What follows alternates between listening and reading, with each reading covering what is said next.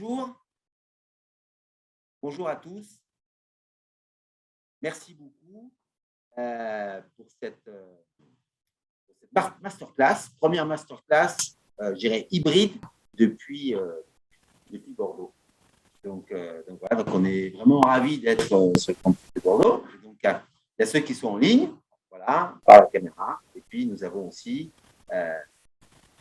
l'équipe financière présente dans les locaux. Mais je suis d'autant plus content puisque nous avons un invité, je dirais, d'honneur.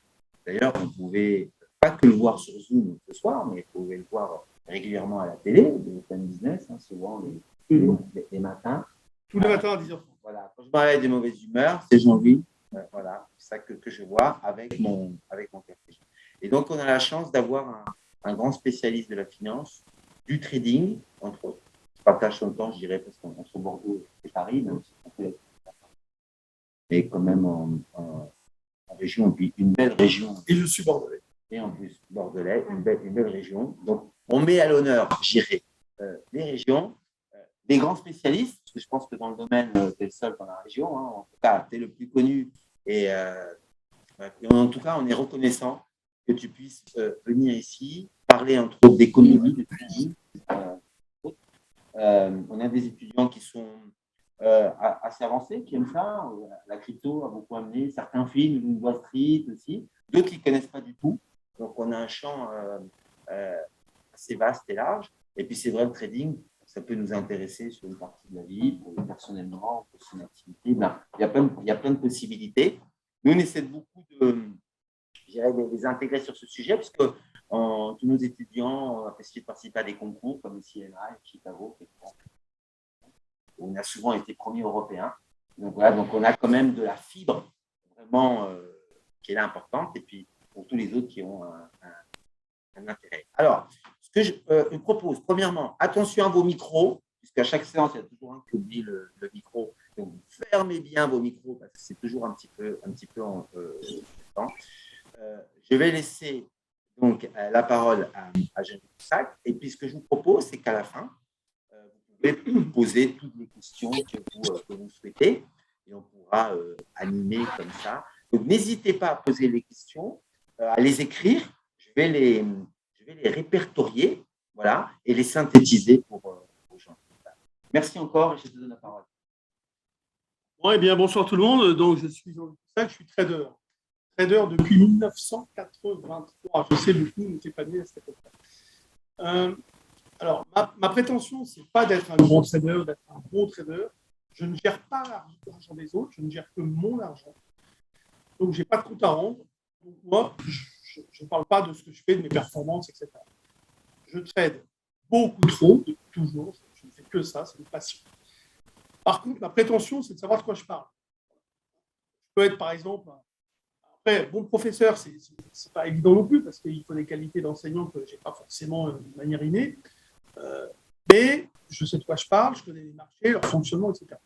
Aujourd'hui, je vais vous parler aussi un peu de l'économie, de la situation actuelle, mais vue par le trader. D'accord ? Je ne vais pas vous faire une dissertation de 50 pages sur l'économie. Je vais vous montrer, moi, ce que je regarde et comment j'en tire des conclusions sur des stratégies de trading. Des stratégies de trading qui vont d'un horizon de trading de quelques minutes à quelques heures, à quelques jours, à quelques mois. Pourquoi pas ? C'est-à-dire que je mélange, moi, j'ai des positions qui durent plusieurs mois et j'ai des positions qui durent plusieurs minutes. C'est-à-dire que je suis derrière mes écrans tout le temps. Donc, je vais avoir des stratégies de fond qui sont mises en place. Mon métier, si vous voulez, c'est d'établir des scénarios long terme.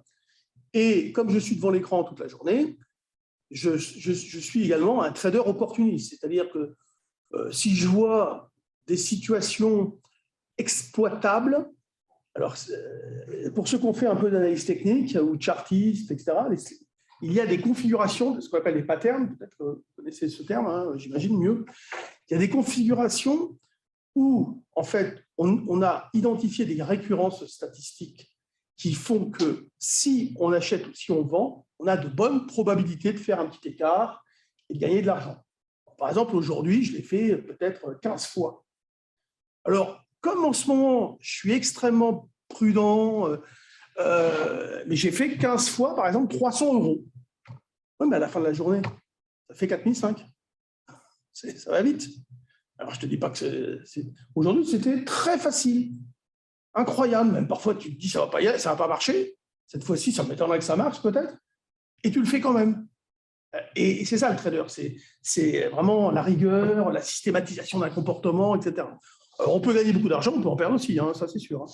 Donc, il ne faut pas s'affoler. Là, aujourd'hui, c'est vrai que c'est facile. Mais ce n'est pas un gros score. Parfois, on peut faire des journées à 50 000, mais parfois à moins 100 000, parfois à plus… voilà. Le trader, il ne doit jamais paniquer, il doit avoir confiance dans ce qu'il fait. Il sait que, si vous voulez, on peut perdre, ce n'est pas grave. Ça fait partie, si vous voulez, du travail. Ce n'est pas parce qu'on perd qu'on a fait une connerie. On ne peut pas toujours avoir raison. Et parfois, le marché change de sens aussi. Il change d'avis, il change de contexte. Donc, si vous voulez, on applique des systèmes des process et on sait qu'à la fin, on va gagner. Mais on peut perdre. On va perdre, on va gagner, on va perdre, on va gagner, on va gagner, on va gagner, on va perdre, on va gagner, on va gagner. Et à la fin, on va gagner. Et c'est pour ça que ce n'est pas une science exacte. Le trading, c'est dur parce que, à moins que vous soyez plus tard quant, et là, c'est encore autre chose, où là, vraiment, les gens, ils ne connaissent rien à la bourse. C'est des statisticiens, des mathématiciens, mais la bourse, ils ne connaissent pas vraiment. Ils font tourner des logiciels. C'est autre chose. Moi, je suis un trader à l'ancienne. Il n'y en a plus beaucoup, hein, c'est vrai. Mais on trade sans algo, enfin, en s'aidant d'algo, mais je veux dire, ce n'est pas un trading algorithmique au sens systématique et quant. Alors, Perceval Finance, en 2 mots, hein, c'est une société où on fait des formations et du coaching. Donc, on forme les élèves. Alors, nous, notre truc, c'est de dire, sans prétention, les gens qui ont fait des formations chez moi, ils trouvent du boulot comme ça. Voilà, c'est facile. Bon. Il y a des gens, ils étaient, par exemple, jardiniers, ils sont venus se former, ils voulaient absolument faire de la finance, ils étaient motivés, il faut bosser. Hein.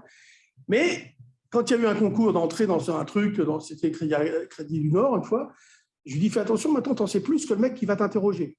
Donc, sois cool, sois pas prétentieux, et tu vas passer facilement les portes. Et c'est ce qui se passe en général. Donc, on forme les gens. C'est pas des méthodes miracles qu'on enseigne, c'est comment ça fonctionne. Et je vais attirer justement aujourd'hui votre attention sur 2 points vraiment hyper importants qui sont vraiment la base de la compréhension de ce qui se passe. C'est énorme. C'est ce qui m'a fait dire en décembre 2019, barrez-vous. Donc, quand tu as quelqu'un qui est devant 400 000 auditeurs à peu près, écoutez, voilà, on tournait un peu en rond. Il me dit, Jean-Louis, c'est quoi votre avis vraiment? Je dis, barrez-vous, il faut se barrer. C'était juste avant la Covid. Alors, je ne pensais pas qu'il allait y avoir la Covid. Mais le marché, si vous voulez, j'ai dit, si jamais il y a un petit grain de sable, ça va tomber fort. Alors, je ne pensais pas que ça serait la Covid et je ne pensais pas que ça allait tomber aussi fort. Mais c'est en tout cas ce qui s'est passé. Et comme j'avais dit, barrez-vous, c'était pas mal. Ce n'est pas être devin, c'est décoder un message que le marché envoie. Cette phrase est importante. Décoder un message. Le message, ce qu'il fait, ce n'est pas par hasard. Ce sont des logiques techniques, des logiques endogènes au marché. Vous allez voir, je vais reprendre ce terme assez souvent. C'est très particulier parce que les marchés sont devenus, depuis des années, complexes, avec des interactions entre eux, entre les différents produits, c'est-à-dire le cash, les actions, les contrats à terme, les contrats donc futurs, les contrats optionnels, et tout ça, si vous voulez, à un moment donné, il se passe des mécanismes qui créent des effets dominos, des effets systémiques éventuellement, etc. Donc, quand on fait des formations, si vous voulez, on explique ça. Avant même de proposer une méthode qui n'est pas miracle, où on dit, voilà, on va vous présenter une méthode, comment aborder les marchés. Voilà. Vous arrivez face à un truc, un graphique, un marché, comment vous allez le regarder, ce marché, et vous allez vous apercevoir que si vous le regardez sur le plan fondamental, vous allez avoir des mauvaises surprises, et si vous le regardez sur le plan technique, là, c'est différent, vous allez avoir des repères précis. Et vous savez, sur le plan fondamental, et aujourd'hui, encore plus que par le passé, les forces techniques sont importantes et les avis fondamentaux sont très divergents. Voilà. Qui se trompe? On ne sait pas. C'est difficile parce qu'il y a des arguments en faveur de chacun, parce que ce ne sont pas des imbéciles, ceux qui font évidemment des projections fondamentales. Ce n'est pas parce qu'il y en a un qui dit qu'il faut acheter, l'autre qu'il faut vendre, qu'il y a un con et un super bon. Pas vrai. Ils sont tous très bons, mais ils ont des perceptions différentes. Et ce n'est pas évident. Bon, là, nous, on utilise des outils que vous connaissez. J'ai mis ça, vraiment, c'est pour vous dire, voilà, on utilise des logiciels graphiques, peut-être ProAltime, que vous connaissez. Axial, un peu moins. ProAltime, c'est vraiment un truc génial. Si un jour vous faites du trading, vous y penserez. Il y a une offre sur notre site qui est extraordinaire. Alors, attention, conflit d'intérêt zéro, on ne touche rien. Mais c'est un outil qui est fantastique. Ils ont fait une offre en partenariat, c'est peut-être pas pour vous, hein, mais sachez que si un jour vous vous intéressez au trading, vraiment, il y a une offre qui est incroyable, vous payez 10% du prix. Bon, enfin voilà, je vous le dis, vous pouvez regarder. Encore une fois, zéro conflit d'intérêt, on n'est pas payé pour ça, ni rien, enfin, c'est clair. L'idée, c'est comment aborder 2023, le thème au départ, avec c'est quoi ce contexte économique. Alors, moi, j'ai l'habitude de dire une phrase un peu, si vous voulez, qu'on pourrait mettre dans un livre. Le marché vaut fondamentalement son prix 2 fois par an, lorsqu'il monte beaucoup et lorsqu'il baisse beaucoup, et il ne reste pas longtemps à ce prix-là. C'est-à-dire qu'en fait, le marché, c'est quoi? C'est un truc qui bouge et qui, en permanence, anticipe quelque chose. Donc souvent, quand j'entends dire le prix fondamental, il doit être là, à peu près par là, OK. Mais qu'est-ce qui fait qu'on diverge ce prix fondamental? Il peut y avoir un prix optimiste ou pessimiste, en fonction des perspectives, tout simplement. On peut considérer que les traders, enfin les investisseurs, voient les choses extrêmement d'une manière optimiste ou extrêmement pessimiste, ou alors moyen. Cette divergence, elle est amplifiée par des anticipations sur, par exemple, la croissance. Aujourd'hui, on pourrait dire la crainte de la récession. Par des facteurs techniques ou par des biais cognitifs. Il y a aussi, évidemment, des erreurs avec des divergences d'appréciation des perspectives économiques. Il y a des économistes qui vont dire ça va aller mieux, d'autres qui vont dire ça va aller mieux. Un peu comme l'université. Alors, actuellement, on va rentrer un peu dans le sujet après, nous sommes dans le cas d'un marché avec une attente très optimiste. Vous avez vu, si vous suivez le CAC 40, il est passé de 6 000 à 6 700 et quelques. Ça, vous suivez un peu? Vous regardez un peu de loin? De loin? De très loin? Ou vous regardez quand même? Non, mais c'est pas grave. Hein. Bon, parce qu'il est passé de 6 000 à 7 700 et quelques, avec des flux, si vous voulez, d'intérêt sur lesquels on peut se poser beaucoup de questions. C'est-à-dire, est-ce que ça, moi, je parle souvent, si vous voulez, de flux de conviction. Est-ce qu'il y a des gens qui vraiment ont acheté beaucoup parce qu'ils y croient? Vous allez voir que le marché, il est fait de croyances, bien sûr, et de vraies convictions ou de contraintes. En fait, par exemple, je vous donne une contrainte. Un fonds, qui est un fonds français, imaginons qu'il y a un fonds géré par des Français sur la zone euro, donc en euros. Il doit posséder au minimum un certain pourcentage d'actions, par exemple, pour certains, la plupart. On va dire qu'ils doivent, voilà. Si, par exemple, ils sont super pessimistes, imaginez que je sois le gérant et que je me dis, dans la suite des événements, ça risque d'être très mauvais. Je vais me sous-investir. Je vais investir le minimum.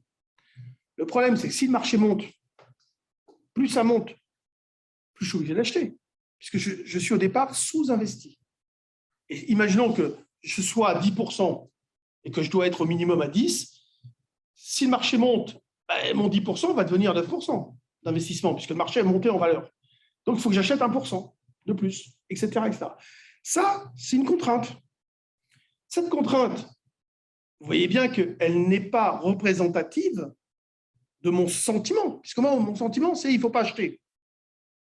Ce que je veux dire par là, c'est que les règles du jeu, c'est pour ça que j'en parle à la fin, mais il faut les connaître, et imaginez qu'il y a des gens qui agissent sous la contrainte.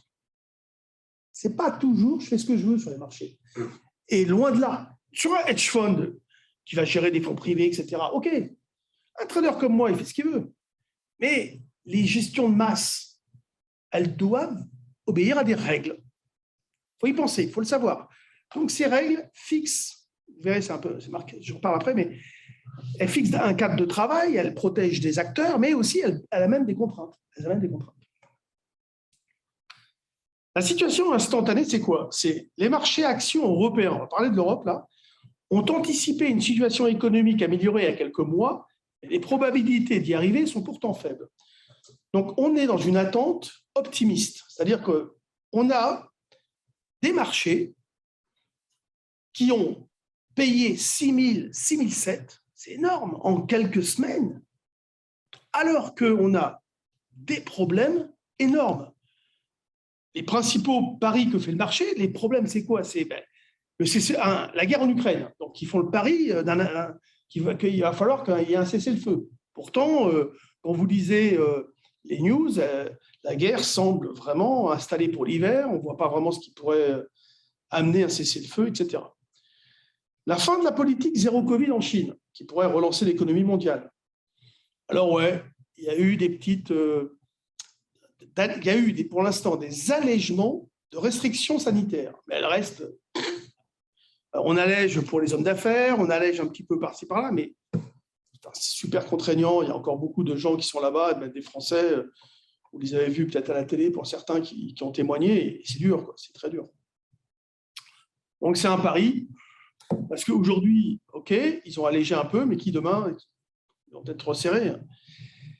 Et alors, le truc qui fait qu'aujourd'hui, on va être très attentif, notamment la semaine prochaine, vous allez voir, le 15 et 16 décembre, il y a la Banque Centrale Européenne et la Fed qui vont parler, qui vont faire des mouvements sur les taux d'intérêt. L'idée, c'est quoi? C'est le contrôle de l'inflation et un pic, ou pas, donc un pic sur les taux, au premier trimestre 2023 avec une baisse ensuite. Ça, c'est le pari que fait le marché là. C'est-à-dire qu'il parie qu'en fait, le contrôle de l'inflation, c'est bon, on va y arriver, et que le pic sur les taux, il est là. On est en cours. Le 1er janvier 2023, premier trimestre 2023, c'est réglé. Donc le but, c'est de maîtriser l'inflation sans provoquer. Donc c'est difficile. Il y a eu des économistes qui ont fait des études très intéressantes là-dessus. On en trouve sur Internet, sur YouTube. Et quand vous lisez quand vous écoutez, parce que c'est sur YouTube, vous écoutez un peu ce qu'ils racontent, sans provoquer de récession, ça va être compliqué. Alors ils disent, l'idée c'est quoi? C'est le pic d'inflation est proche, c'est ce que le marché joue, à venir, quand ou dépasser, alors dépasser, on ne va pas déconner, ça paraît impossible, mais bon, il y en a qui le pensent. La récession en Europe, on ne va pas y couper, il va y avoir une récession, mais légère, et aux États-Unis, il n'y en aura pas. OK. Alors, justement, les derniers chiffres, là, ils montraient qu'il y avait un gros dynamisme de l'emploi aux États-Unis qui n'arrivait pas à casser. Donc, si vous voulez, vous avez les salaires, il y a des pressions inflationnistes sur les salaires. Ça, c'est vraiment le gros problème. Alors, si je dis, si la semaine prochaine, Powell est capable de dire les pressions inflationnistes diminuent, regardez les stats, machin, etc., le marché va refaire un bond. Parce qu'il y a beaucoup de gens aussi méfiants. Et tous ces gens méfiants, il va falloir qu'ils se rachètent. Alors, les prévisions d'inflation divergent. Mais elles divergent vraiment. C'est-à-dire qu'il y en a qui disent non, on n'y arrivera pas en 2023.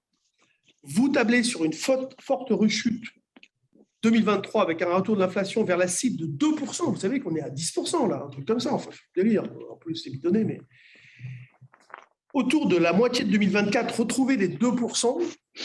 Ouais. Déjà, l'énergie, est-ce que la guerre se sera arrêtée? Mais même si la guerre s'arrête, on ne sait pas qui c'est, mais enfin, on a des idées quand même. Ils ont saboté Nord Stream, donc le gaz, on sera prêt d'en avoir. Hein. Du gaz russe, ça va être compliqué. Hein. Et la grande crainte, c'est oui ou non, ça va nécessiter de maintenir les politiques monétaires en territoire restrictif longtemps. Et notamment nettement plus longtemps qu'aujourd'hui les marchés l'ont intégré. C'est-à-dire qu'aujourd'hui, les marchés ils pensent que très rapidement, d'ici un trimestre, ça va s'alléger. Et d'autres disent non, pas du tout. Il y en a qui disent non, on n'y croit pas, ils n'y arriveront pas en 2023, peut-être en 2024. Et aujourd'hui, les marchés ils parient sur le fait que ça va se faire en 2023. Et vous avez des enjeux autour de ça. Moi, c'est rare qu'on ait des enjeux comme ça, parce que pourtant, il y a d'autres problèmes économiques dans le monde, plus autrement qu'économiques même. Mais là, on a vraiment des forts paris qui ont été pris par les marchés, parce qu'on vient de monter de 15%, et il y en a qui se disent, mais c'est pas normal. Alors, c'est pas normal. Pensez que c'est pas normal fondamentalement. Quand tu te trompes, ça coûte cher. Sur le plan technique, à partir du moment où tu commences à monter, tu déclenches un signal technique. Ça peut être un croisement de moyenne mobile, ce que vous voulez. Le repère, il est la moyenne mobile, par exemple. Considérons que dans le prix, il y a tout. Un prix, il est légitimé par des intérêts, par des règles de fonctionnement. Un prix, il est indiscutable. C'est un échange entre des individus. Bon. Et on le centralise, ce prix, c'est le but des marchés financiers. Centraliser un prix, c'est légitimer son importance. Le prix n'est pas issu du hasard. Vous comprenez? C'est le but des bourses mondiales.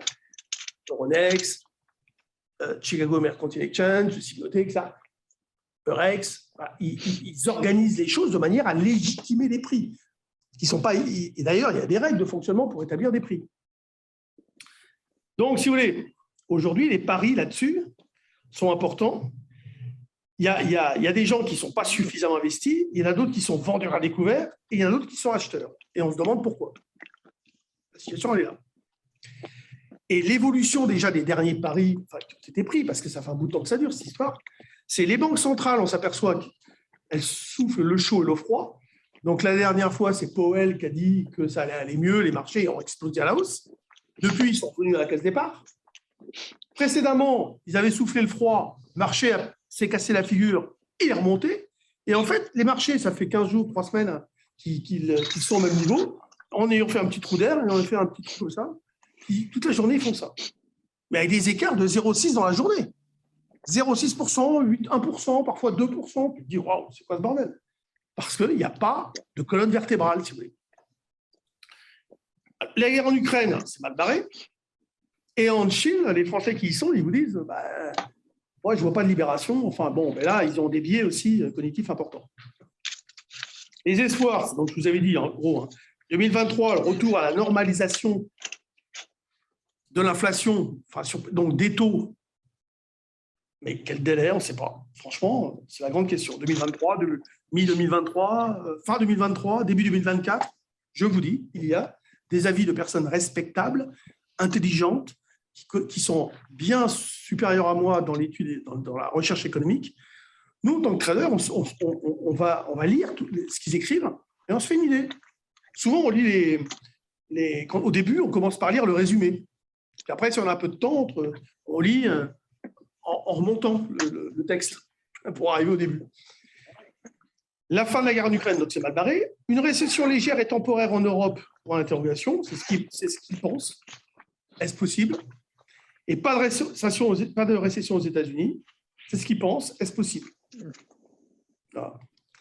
Les craintes, c'est crise énergétique qui va continuer. On a eu un sursis automnal parce qu'il n'y a pas eu de froid intense partout en Europe. Des tensions commerciales entre l'Europe et les États-Unis. OK. Tensions entre la Chine et Taïwan, les tirs de missiles en Corée, l'anticipation optimiste excessive des marchés et les espoirs pas réalisés, avec pour conséquence une politique monétaire restrictive plus longtemps qu'anticipée. Pour l'instant, on n'avance nulle part. Le contexte de mise en place d'une stratégie, normalement, dans des marchés qui ont fait des mouvements aussi importants, c'est j'observe les marchés, je me dis, mais pourquoi les marchés restent résilients? Pourtant, on ne manque pas de raison de rebaisser. Et aujourd'hui, vous avez un consensus qui dit, bah oui, les marchés, si vous écoutez BFM, ils vous disent souvent, bah oui, les marchés serait logique qu'ils rebaissent vers 6450. OK, ça serait logique. Les marchés, donc, actions marquent le pas, montrent qu'elles font faiblesse, mais ces faiblesses restent modérées et le sens prioritaire acheteur n'est pas infirmé. C'est-à-dire que moi, je dis, la tendance de fond long terme, elle est peut-être stoppée pour l'instant, mais elle n'est pas infirmée. Donc, l'idée reste d'acheter sur des opportunités. Moi, par exemple, en tant que trader, je me dis, bon, c'est un peu le bordel, ils ne sont pas d'accord, le marché, il est haut, ça m'embête d'acheter, et on cherche des idées, on a du mal à en trouver, mais en même temps, il n'y a pas de signal de vente. Et on a des considérations techniques fortes, avec des contre-pieds, des gens qui sont vendeurs. Qu'est-ce que c'est un vendeur à découvert? C'est quelqu'un qui joue le fait que ça peut baisser, vous êtes d'accord? Ben, on s'en fout de ça. Un vendeur à découvert, c'est un acheteur potentiel. Un vendeur à découvert, c'est quelqu'un qui a fait le pari que ça allait baisser, mais ce que c'est pour un marché, ce qu'on sait, c'est qu'il va à un moment donné acheter. Donc, il va acheter en ayant gagné, ou il va acheter avec un pistolet sur la tempe ou un couteau sous la gorge. Pourquoi? Parce qu'il sera en train de perdre tellement d'argent, parce qu'il a vendu à découvert avec sa montre, qu'il va être contraint d'acheter. Il n'a plus la couverture, il perd trop d'argent, etc. Donc, un vendeur à découvert, c'est un acheteur potentiel. Donc, sur un marché, quand il y a beaucoup de vendeurs à découvert qui sont pris à contre-pied, par exemple, eh bien, ça veut dire qu'il y a beaucoup d'acheteurs potentiels. S'il y a beaucoup d'acheteurs potentiels, ben, le marché ne baisse pas. C'est aujourd'hui ce qui se passe. Le marché ne baisse pas. Donc, on attend, si vous voulez, un retracement plus marqué. Par exemple, j'ai écrit ensuite vers 6450. Et jusqu'à présent, il y a zéro conviction vendeuse. Et ça, je pense que ça va durer à toutes choses égales par ailleurs, c'est-à-dire dans un environnement économique identique.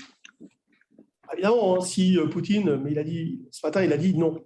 Mais s'il décidait d'envoyer une mini-bombe atomique sur une zone d'Ukraine, le marché il perd peut-être 3, 4, 5%. C'est possible. Hein.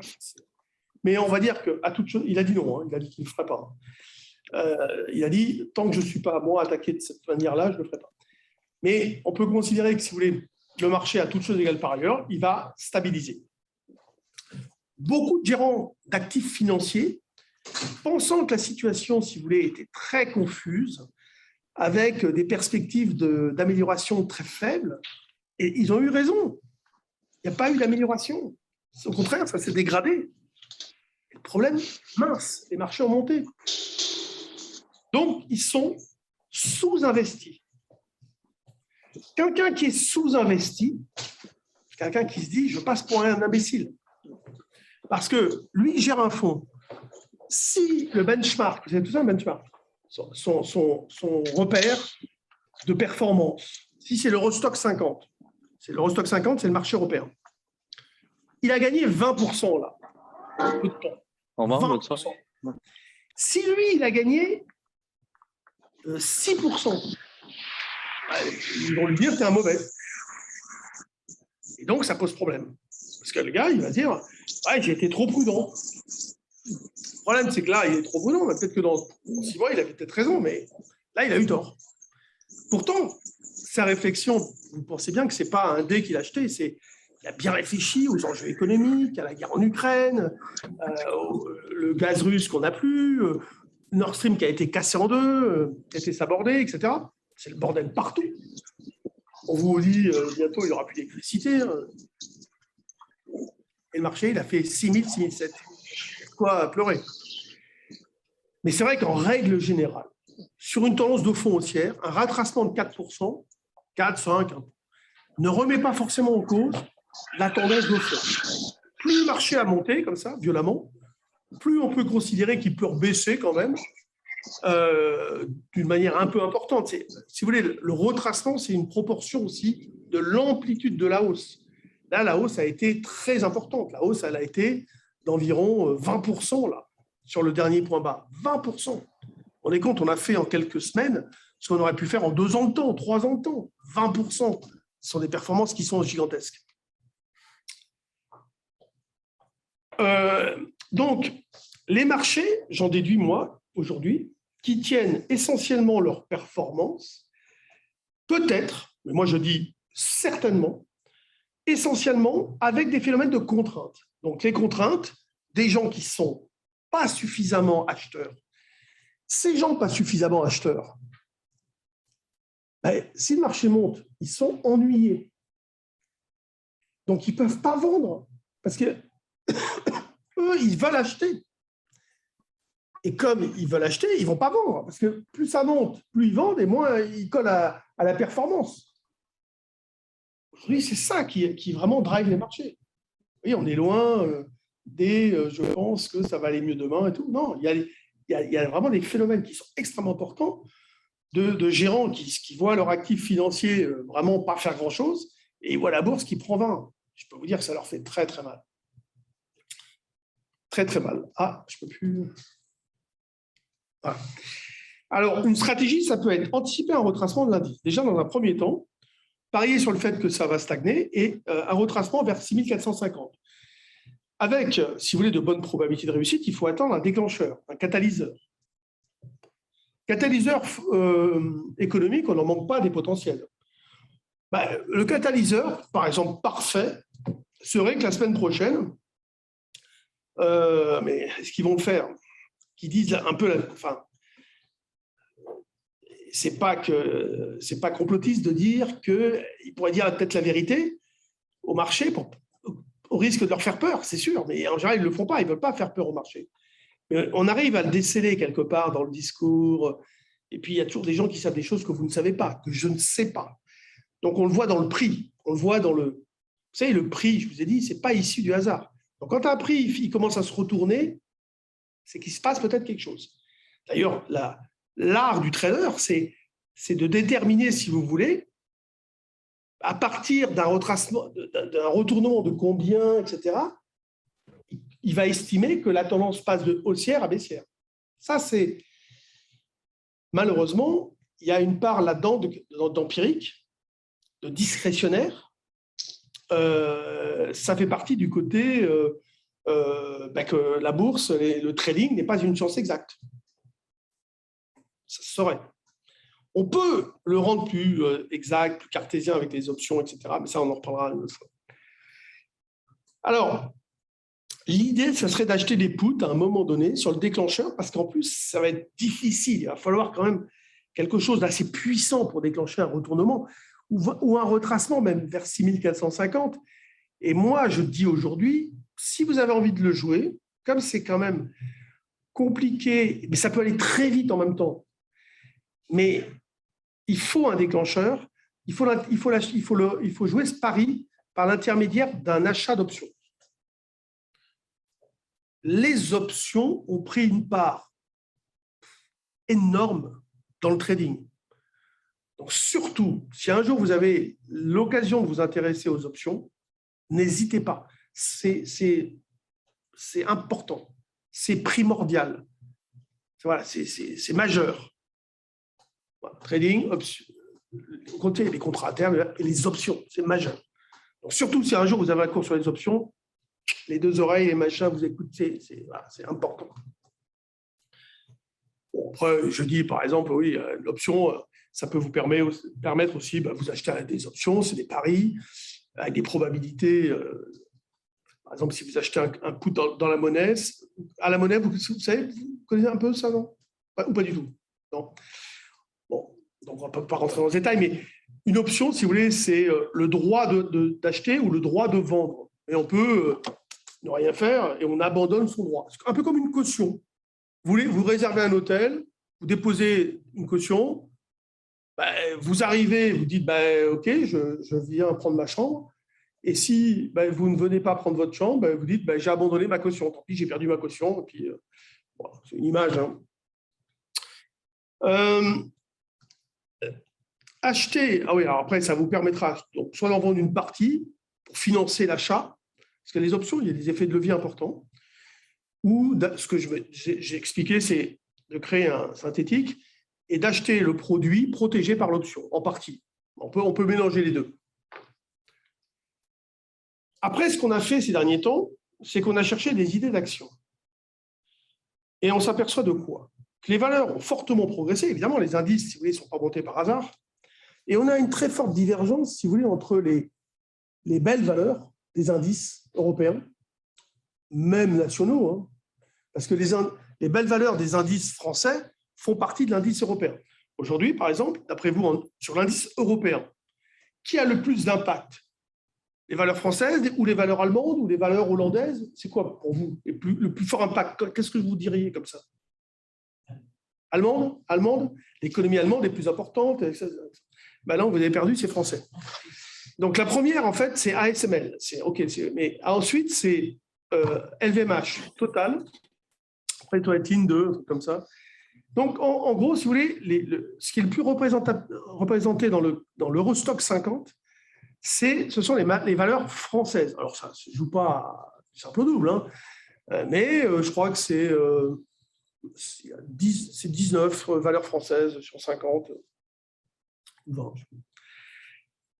Et on s'aperçoit que ces valeurs-là, elles sont... Waouh, LVMH, c'est au plus haut historique, pas compliqué. En revanche, on s'est aperçu d'une chose, c'est que les marchés américains, ils s'étaient fait fracasser un peu, il y a quelques temps, ils ont remonté. Mais qu'est-ce qu'on y trouve? On y trouve des valeurs qui sont soit tout en haut, soit d'autres qui sont tout en bas. D'après vous, quelles sont les valeurs qui sont tout en bas? C'est les valeurs qui ont besoin de financement. C'est les valeurs qui empruntent. Et comme les taux d'intérêt sont remontés d'une manière très importante, elles sont pénalisées. Donc, vous avez, par exemple, une valeur, pour ça, qu'est-ce qu'on cherche? Une valeur comme ça. Coca-Cola. Coca-Cola, elle est remontée comme une balle. Et on cherche des configurations comme celles que vous avez en bas là, avec des moyennes mobiles qui descendent, et puis un croisement. Donc, un croisement, c'est un signal binaire. C'est-à-dire que vous avez un logiciel, ça s'appelle un petit algo, qui va vous dire Coca-Cola, les moyennes que tu as sélectionnées se croisent. Toi, tu en es informé par un système automatisé, dans une liste où tu vas avoir Coca-Cola et puis d'autres. Hein. Et tu vas dire, il se passe quelque chose sur Coca-Cola. Hop, je mets le graphique et j'interprète. Et par exemple, nous, ce qu'on fait, c'est qu'on dit, par exemple, bien, on a une zone d'arrêt ici, à peu près, dans cette zone-là. Au moment où ça croise, c'est là. Alors, on se dit, là, ça croise, très bien. C'est quoi dans cette zone-là le dernier plus haut? C'est celui-là. On voit que le marché s'est arrêté, il a fait ça, il est reparti. Donc, je vous fais bref. Hein. Sur le plan technique, hein, croisement de moyenne mobile, on va dire, au-dessus de ça, la valeur déclenche un signal. Donc, on achète ici. Ça revient ici pour acheter, pullback sur le niveau, puis après, ça remonte. C'est comme ça que nous, on fait pour des investissements longs. Ce n'est pas pour jouer 5 minutes, ça. C'est pour jouer... Alors, parfois, tu achètes là, et puis ça prend, en ce moment, des trucs de cinglé, mais pas sur des très grosses. Mais parfois, on voit des actions, elles prennent 30% dans l'après-midi. À la fois Téléperformance. Tout le monde connaît Téléperformance, c'est une grosse boîte. Ils ont eu un problème d'ESG. Alors, c'est en fait c'est les normes, les relations avec les employés, le machin, les trucs, la pollution, c'est des normes diverses et variées. Ils avaient un problème en Colombie, tout, la valeur a perdu 30% en quelques minutes. C'est très exagéré, mais malheureusement, c'est ce qu'on observe. Et quand on regarde les valeurs en sous-performance, Amazon, Alphabet, Tesla, vous les regardez, c'est une catastrophe. Donc, par exemple, oui, là, j'ai mis Vivendi. Ouais. Il faudrait que je prenne mon logiciel. Alors, je ne sais pas si je peux le faire. Bon, enfin, on peut s'en passer. Hein. Pas très grave. Regardez ces 3 valeurs-là. Par exemple, si vous regardez les graphiques, eh bien, elles sont dans la situation d'être ici. Là. Alors, à un moment donné, dans l'assistance, il y avait des gens qui disaient si je veux jouer la hausse, je pourrais acheter, par exemple, Amazon. Alors, je leur dis non. Parce que si elle est là, alors que beaucoup sont là, et que l'indice il se situe quelque part par là, c'est qu'il y a une raison. Alors, la raison, je ne la connais pas. Je m'en doute un petit peu, mais parfois on ne la connaît pas du tout. Et c'est là que c'est très intéressant. C'est que quand on se dit, mais il n'y a aucune raison, et là, tu t'aperçois 15 jours plus tard qu'il y a une news qui tombe. Évidemment, il y a ce qu'on appelle des initiés. Alors, évidemment, c'est interdit d'être initié. C'est interdit. Si, tu peux être initié, mais tu n'as pas le droit d'essayer d'en profiter. Il y a toujours des insiders qui sont, évidemment, au courant de certaines choses. Bon, il y a beaucoup de scandales ces derniers temps, mais là, personne ne dit rien. Les autorités ne disent rien en France. De toute façon, ils n'ont pas les moyens d'enquêter. On a eu encore le cas ce matin sur une boîte que vous connaissez peut-être, Carmat, qui fait des cœurs artificiels. S'il y a un truc, c'est dégueulasse. Parce que les actionnaires minoritaires sont dilués. Ils ont fait une augmentation de capital en loose day, sans prévenir personne, au dernier moment, et puis tu te dis, ça y est, c'est fait, c'est fini, c'est terminé, et l'action perd 40%. Il y a pas mal de choses comme ça. Donc, si vous voulez, il y a toujours quelqu'un qui sait des choses que vous ne savez pas. Et si, par exemple, Amazon, Tesla et compagnie sont en bas, c'est qu'il y a des raisons. Ça peut être des raisons. Tesla, je ne sais pas lesquelles. Je ne suis pas un spécialiste, je ne peux pas être un spécialiste de tout, mais moi, je sais lire ça.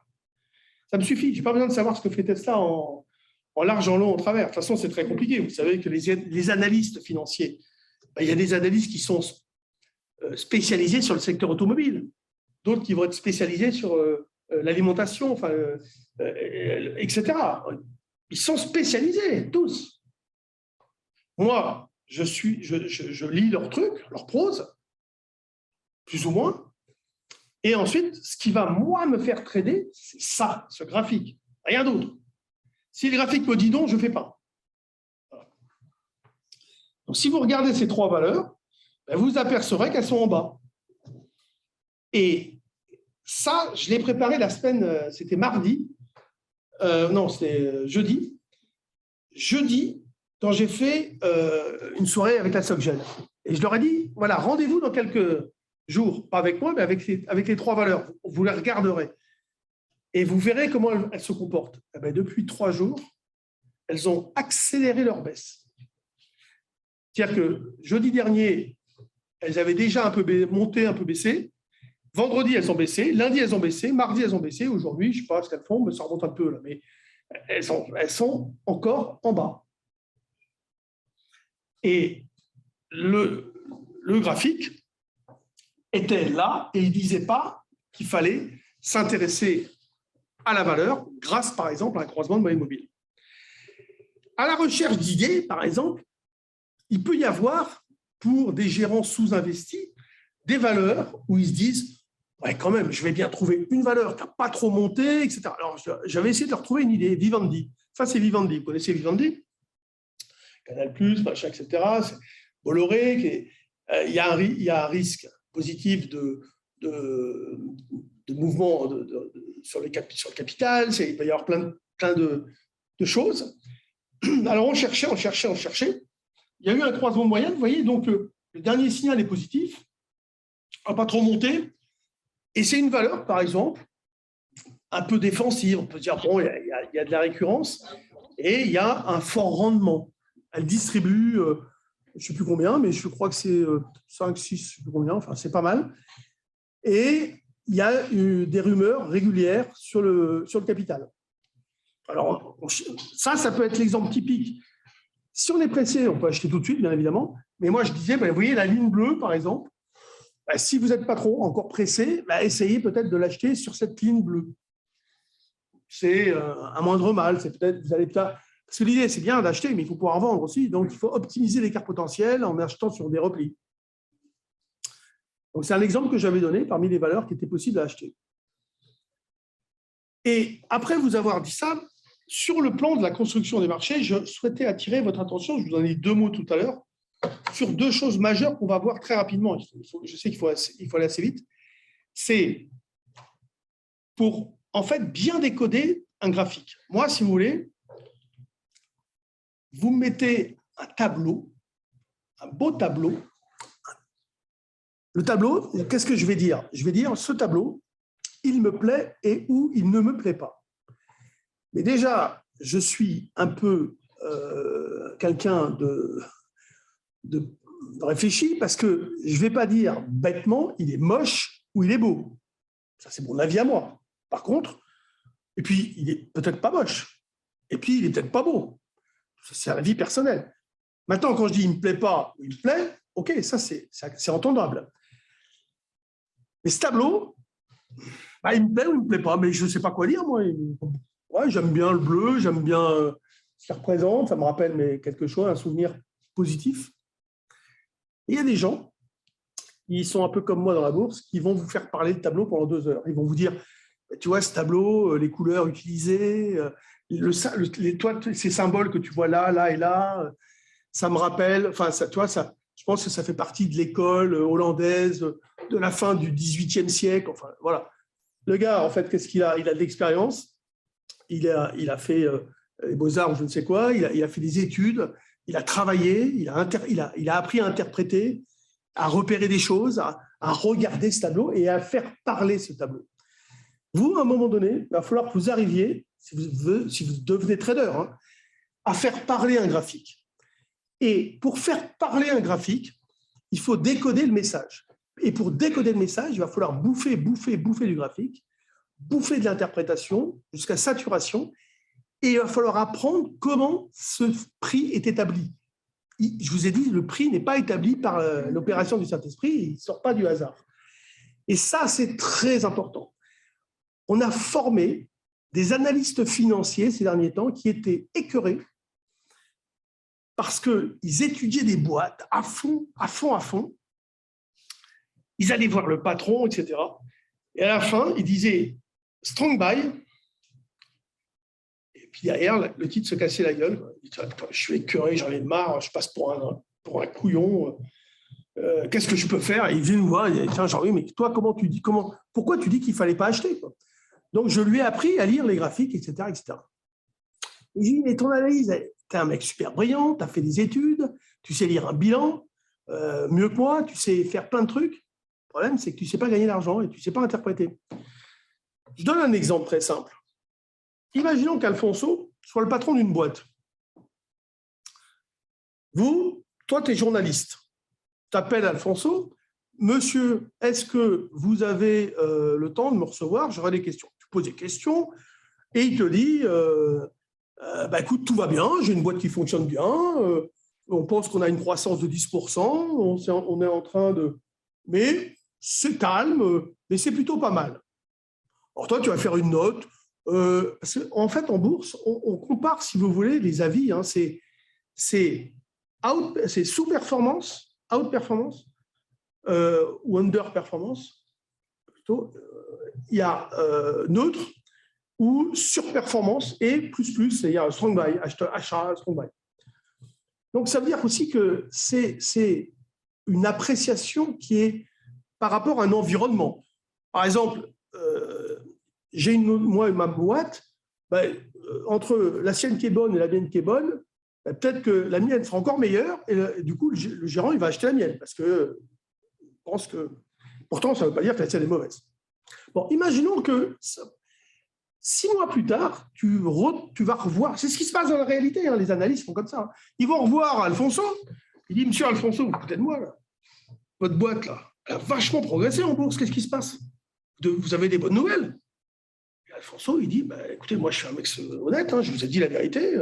Je ne sais pas pourquoi c'est monté comme ça. Je ne sais pas. Et pourtant, le cours de bourse, attendez, il a bien progressé. Qu'est-ce que vous nous cachez? Je comprends. Et il est honnête. Hein, mais moi, je l'ai vécu, ça. Il y a un mec comme moi qui n'a rien à voir avec Alfonso, qui n'a rien à voir avec quiconque.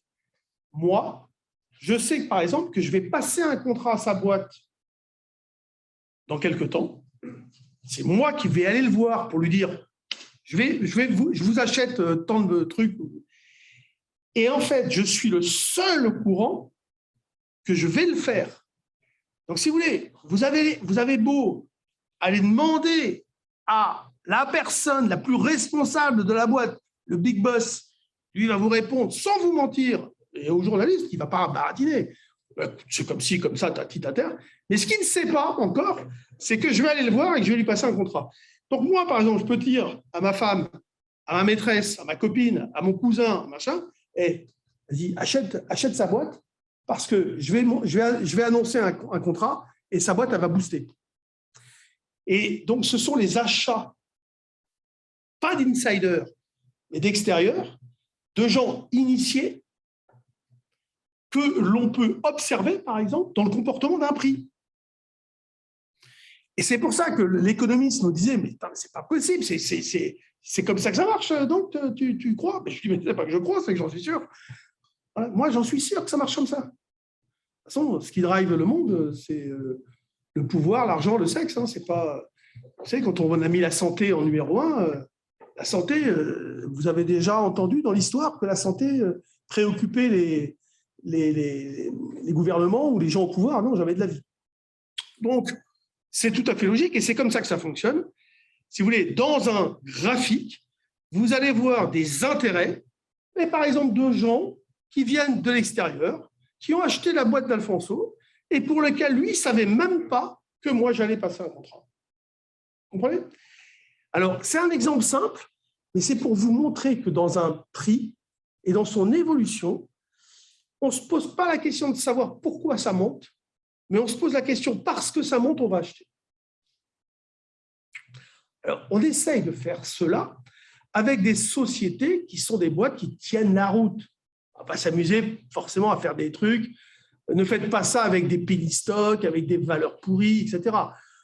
La base, c'était de dire la boîte d'Alfonso tient la route, c'est une belle boîte, donc on peut s'y intéresser. Maintenant, si on peut s'y intéresser en sachant des choses, c'est encore mieux. Et c'est ça la bourse. Il y a beaucoup de choses comme ça. Et vous allez voir qu'en étudiant un graphique, ça peut être important. Donc l'analyste, l'économiste, hein, il me dit, ah ouais, bon, ok, mais je te donne un exemple. C'est un exemple parmi tant d'autres. Mais l'évolution du prix, c'est très important parce que ça va te renseigner sur le market timing, sur plein de choses, sur le fait qu'à un moment donné, il peut y avoir un bureau d'études qui, lui, n'est pas d'accord et qui va être puissant et qui va dire « faut acheter ». Et avant de dire « faut acheter », mais qu'est-ce qu'il a fait, lui? Il en a acheté. Alors, c'est interdit. Et vous croyez quoi, vous, qu'il y a des murs transparents, qu'il y a des murs entre les différents secteurs de la banque? C'est ce qu'on vous dit. Mais il y en a, parfois, les murs, ça coulisse. Il y a des ouvertures. Ils parlent entre eux. C'est évident. C'est malheureusement, enfin, c'est comme ça. Voilà. Donc, le prix, c'est le prix. Et le prix, la forme du prix, ça monte ou ça baisse, c'est ça qui doit décider de votre... C'est pour ça que c'est dur d'acheter un prix qui monte. Parce que les gens ont toujours envie d'acheter un prix qui baisse, en se disant, bah, si ça baisse, je ne paye pas cher. Ouais, mais ça se trouve, ça va falloir moins cher encore plus tard. Ou souvent, tu vas dire, bah, je vais acheter parce que ça baisse. Ouais, mais tu vas rester à attendre 3 mois que ça monte. Et nous, en tant que trader opportuniste, qu'est-ce qu'on fait? On essaye d'acheter les prix qui montent. Et puis, on va les acheter là et puis on va les revendre là. Maintenant, si on les achète là et on les revend ici, ce n'est pas grave. Et on va essayer de capter les mouvements en permanence. Et parfois, ça dépend des situations. Là, aujourd'hui, les marchés sont au plus haut. Alors, on va faire comme ça. Quand les marchés sont au plus bas, moi, par exemple, dans la crise Covid, vous vous rendez compte, j'ai acheté du Total à 26 €, personne n'en voulait. 26. Aujourd'hui, ça vaut 57. Et j'ai perçu des dividendes. Alors là, c'est différent. Il y a une crise mondiale, c'est le chaos, et les actions sont effondrées, les marchés sont tombés à 3005. On ne sait pas jusqu'où ça peut aller en haut, mais en bas, on sait. 0. Et est-ce qu'un indice peut aller à 0? Enfin, après, dès que ça commence à atteindre un prix délirant, soit tu ne crois plus en rien, bon, on ne parle pas de bourse, soit tu te dis, bon, il y a peut-être des coups à faire. Et c'est là qu'il faut cash is king et qu'il faut mettre du pognon et acheter des valeurs. Vous auriez acheté n'importe quelle valeur, enfin, pas n'importe lesquelles, mais les plus belles. Il ne faut pas se casser la tête. Hein. Vous achetez les 5 grosses du CAC 40 dans la crise, et il y en aura une autre. Hein. Je ne sais pas quand, il y en aura une autre. Mais vous penserez à moi ce jour-là. Vous achetez les 5 valeurs à ce moment-là, des boîtes qui pèsent le plus lourd dans le CAC 40. Aujourd'hui, par exemple, c'est LVMH. La deuxième, c'est Total. La troisième, ça va être L'Oréal, Schneider. Et puis, peut-être Air Liquide, qui ne doit pas être loin. C'est à peu près ça. Ah non, Sanofi. La troisième, c'est Sanofi. Donc, voilà. Et donc, après, c'est L'Oréal, Schneider. Tu achètes ça, et puis tu verras. Tu gagneras de l'argent, c'est certain. Mais c'est du long terme. Et puis, tu laisses porter. Aujourd'hui, on est en haut, on n'est pas en bas. Donc, il faut scalper. Il faut être opportuniste. Alors, maintenant, quand vous allez lire les situations, les indices qui sont en train de baisser ou qui sont en train de monter, etc., il va falloir, dans votre vie, ça peut être conseiller financier, ça peut être gestionnaire de portefeuille, ça peut être trader, ça peut être spéculateur, ça peut être ce que vous voulez. À la volatilité implicite des marchés, Est-ce que vous avez déjà entendu ce terme? Volatilité implicite. OK. Vous pouvez le noter, c'est majeur. Et au phénomène de construction des marchés, c'est-à-dire les relations qu'il y a, par exemple, entre le cash et les dérivés, entre autres, des dérivés, qui sont les dérivés contrats à terme et optionnels. Ces deux éléments sont endogènes au marché, c'est-à-dire qu'ils font partie de la construction des marchés. Il y a un type très brillant qui s'appelle, les noms, c'est une catastrophe, il est le patron de CFL, qui est la plus grosse boîte d'algo en France, de gestion algorithmique, et un type brillant. De toute façon, ils sont 4 ou 5 associés, ils sont tous hyper brillants, et ils ont comme employés, je ne sais pas les chiffres, mais je dirais 50 physiciens qui, en fait, analysent les flux de marché comme des flux de particules, par exemple, 50 statisticiens, 50 informaticiens, etc. Enfin, je donne des chiffres au hasard, mais c'est 3 professions représentées, ils en ont peut-être plus encore maintenant, ça a pris de la puissance. Et en fait, ils analysent des datas. Que ça. Ils font que ça. Et il y a une vidéo, quand je suis tombé là-dessus, j'étais vachement content, parce que lui, il est prof à Polytechnique, ce monsieur. Moi, je connais bien un de ses associés, parce qu'il a une maison à Arcachon, et puis on s'est vu en dehors de ça, mais c'est vraiment des gens brillants. Et à un moment donné, il parle justement que les phénomènes endogènes au marché, notamment les phénomènes de construction, seront peut-être les plus gros risques à venir quand il y aura des situations un peu instables qui peuvent amener des crashs. C'est-à-dire, est-ce que le crash est amené… Alors, il faut un catalyseur au départ, oui, peut-être, c'est certain. Il y a un catalyseur, c'est ce que je disais fin 2019. Le catalyseur, ça a été la Covid, donc il était un peu violent. Mais tu as des petits catalyseurs qui peuvent déclencher ce qu'on appelle des effets dominos, des chocs systémiques sur les marchés, de par leur construction. Voilà. Donc, ça peut vous paraître étonnant, mais il y a plein de phénomènes, notamment d'arbitrage, qui font que… Alors, on va commencer par la volatilité implicite. Donc, la volatilité implicite, c'est une source d'information importante, on reparlera après des phénomènes d'arbitrage, sur l'état du marché sur le plan technique et psychologique. Étudier la volatilité implicite réclame une expérience et un vécu. En fait, le problème, c'est que avoir en tête comment évolue cette volatilité implicite. La volatilité implicite, c'est en fait ce que tu anticipes de la suite de la situation. C'est-à-dire, vous allez acheter, par exemple, des options sur un marché, et ce droit d'acheter ou ce droit de vendre, en fonction des enjeux potentiels, des risques potentiels, qui sont identifiés ou pas, peuvent, si vous voulez, faire varier le coût de l'option d'une manière très importante, du simple au double au triple. Si on anticipe, par exemple, et c'est ce qu'on montre là, un marché qui bouge beaucoup ou pas, les acteurs, si vous voulez, sur les options, imaginent toujours ce qu'on appelle un cône de volatilité, c'est-à-dire un marché qui pourrait évoluer entre des limites un peu étroites ou un peu plus larges. Et en fonction de ce que les marchés anticipent, et ça, vous y reviendrez, pas très grave, mais vous y repenserez quand on vous en parlera, vous comprendrez mieux. En fonction de ce que l'on anticipe, eh bien, le coût de l'option peut être extrêmement important. On dit que la volatilité implicite est chère, par exemple, à partir au-delà de 15, mais en ce moment, comme elle vient de 30, à 15, elle n'est pas chère. Aujourd'hui, elle est à 18, 19, elle est quand même assez chère, mais bon, elle est moins chère que ce qu'elle était il y a un mois. Ça veut dire quoi? Ça veut dire que toi, tu vas acheter le droit d'acheter ou le droit de vendre. Moi, je suis le market maker. En fait, le market maker fabrique des prix. Et quand tu fabriques des prix, tu prends des risques parce que je te vends à toi le droit d'acheter ou le droit de vendre, mais moi, il faut que je me couvre sur ça. Donc, en gros, je vais te vendre un droit et je vais venir me couvrir avec le cash, avec la valeur instantanée du produit. Si, par exemple, je te donne le droit d'acheter 10 actions, il y a des algos très simples qui vont calculer que si je te donne le droit d'acheter 10 actions à ce prix-là, l'action vaut par exemple 70, toi tu vas acheter à 80, eh bien, je vais acheter, si je t'en vends 10, je vais acheter une action pour avoir quelque chose si le marché monte. Il faut que je me protège. Et plus le prix de l'action va se rapprocher de 80, plus il va falloir que j'achète d'actions. 1, 2, 3, 4. Et à 80, il faut que j'en ai acheté 5. Vous verrez ça plus tard, ça s'appelle la gestion de delta. C'est la gestion des sensibilités de position prises par des market makers. Pour tous ces trucs-là,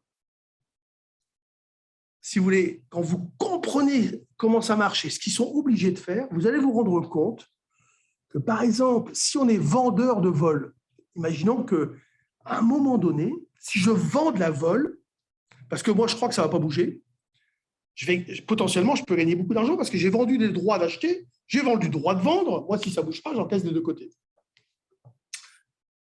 Et donc, si j'ai vendu de la vol, ça veut dire que les prix sont… je les ai fait baisser. Et si je les ai fait baisser, ça veut dire que si ça bouge, je vais être obligé, si ça baisse, de vendre pour protéger mes ventes, de put. Et si ça monte, je vais être obligé d'acheter pour protéger mes ventes de call. Quand je parle comme ça, regardez ce que je suis en train de dire. Ça baisse, je suis obligé de vendre. Ça monte, je suis obligé d'acheter. Donc, qu'est-ce que je fais ? J'amplifie. Et puis, j'ai dit, je suis obligé. Je n'ai pas dit, j'ai envie. Je suis dans des phénomènes de contrainte. Je suis dans des phénomènes de contrainte, de construction.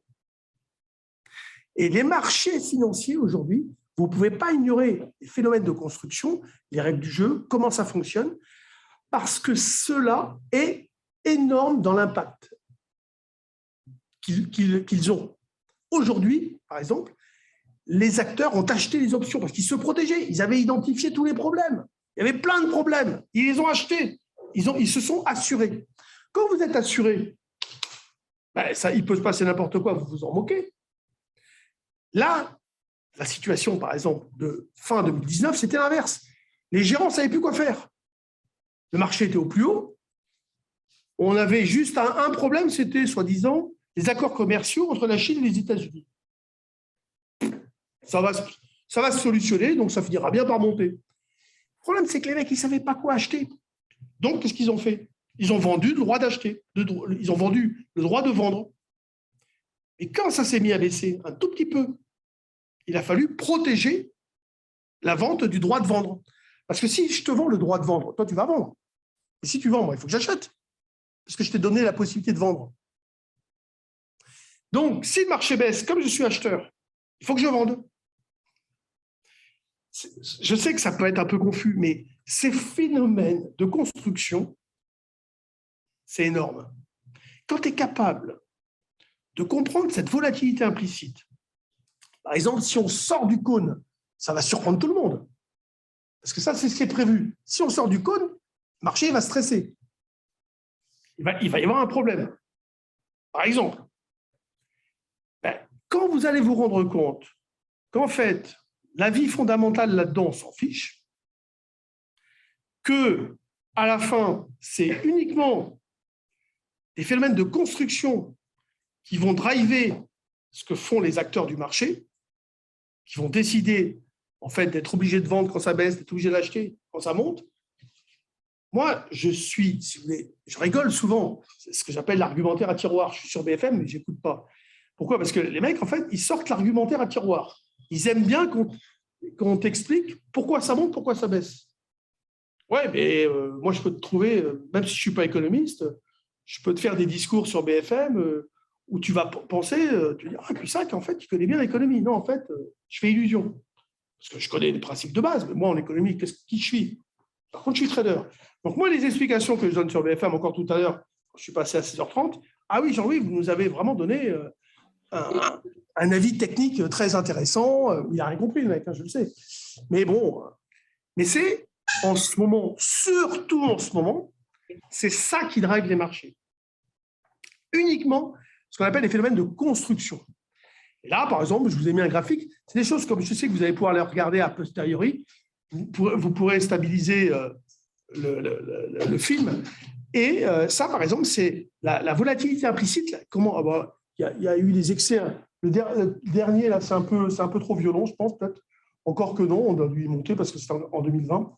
avec le coronavirus. Ça, c'est la volatilité implicite donc, qui est attendue, qui a été pricée pour le prix des options. Et ce que je vous ai mis derrière, c'est un truc très simple, c'est que je vous ai mis un marché à toutes choses égales par ailleurs, donc avec un strike 6009, un sous-jacent à 6691, c'est le prix d'hier quand j'ai fait la photo. Vous avez ici, là, une volatilité, ici à 14,72. Ici, elle est à 14,72. Le prix de l'option est à 63. D'accord ? 14,72, c'était la volatilité à l'instant T. C'est-à-dire que vraiment, ça valait ça. Mais il y a quelques semaines, donc ça, c'est un call 6009, échéance janvier 2023, avec une vol à 14,7, ce qu'on appelle la volatilité implicite, qui a bien baissé. 14, c'est normal. C'est normal, on va dire. En ce moment, c'est bas par rapport à ce qu'on a eu, mais c'est normal. C'est même parfois un petit peu élevé, parce qu'on est resté longtemps à 10. Vous savez, il faut se méfier des moyennes, en fait. Parce que les moyennes, il faudrait les faire fractionner dans le temps. Les moyennes, ça ne veut rien dire. On est dans une salle, par exemple. Si, par exemple, ici, on a 70 ans et vous avez 20 ans, la moyenne, entre 20 et 70, donc 70 et 20, 45, la moyenne. Mais qui a 45 ans? Personne. Parce que nous, ici, on a tous 70 et vous avez tous 20. Donc, les moyennes, il faut faire gaffe.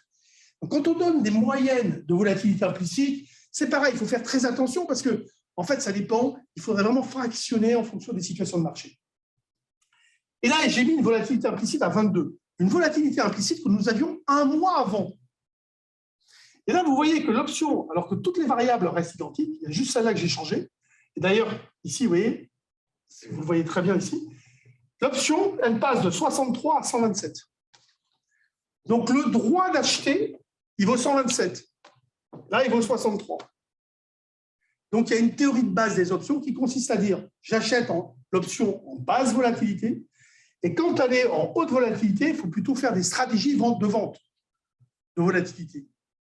C'est la base, si vous voulez, du travail de la volatilité implicite fait par des market makers. Mais là-dedans, on se fout totalement de l'état de l'économie. Hein. Ce qui fait qu'à un moment donné,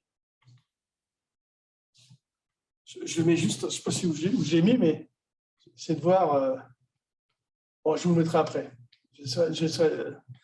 J'ai écrit, si vous voulez, à un moment donné, oui, il y a des réflexions qu'on peut se faire, naturellement, mais c'est la queue qui remue le chien, quoi. Voilà. C'est la queue qui remue le chien, ce n'est pas le chien qui remue la queue. Donc, ça pose problème. La volatilité implicite est l'anticipation de ce que pourraient faire les marchés. Par exemple, j'ai une crainte jeudi prochain avec la Banque Centrale Européenne, avec la Fed.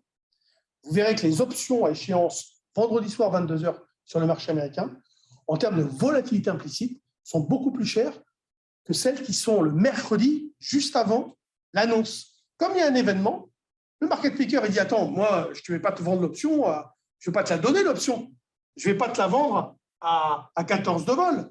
Bon, ben, je ne te la vends peut-être pas à 22, je vais te la vendre à 18.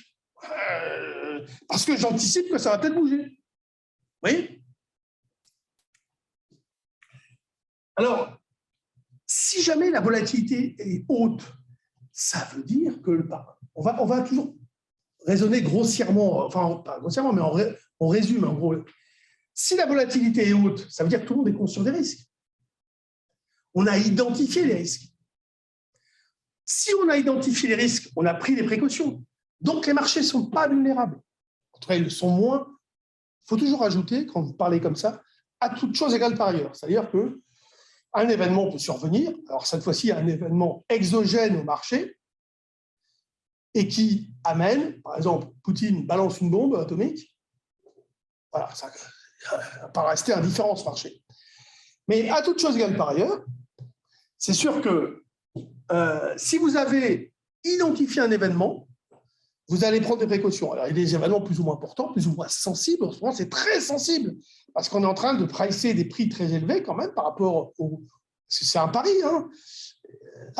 payer 6 700 dans un environnement comme aujourd'hui, c'est parier que, je vous ai dit, que l'Ukraine, ça va se calmer, que la Chine, ça va se calmer et que l'économie ne sera pas trop affectée par le pic d'inflation qu'on va atteindre et les taux qui vont monter fort.